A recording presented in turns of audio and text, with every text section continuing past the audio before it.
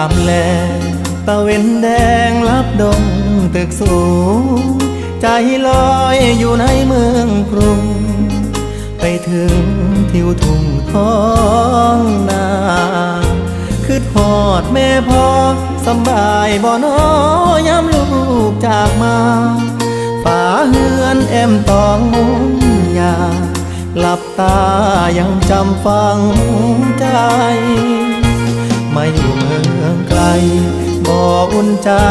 คืออยู่บ้านเฮาหาปลาหน้าหวานเกี่ยวข้าวของขึ้นเหล่าลาบขมต้มไก่หนาวหมอกจางจางไอดินกลิ่นฟางยังค้างในใจหอมเอ่ยหอมกลิ่นเข้าเมืองน้ำตาสิไหลย้ำคือทอดบาน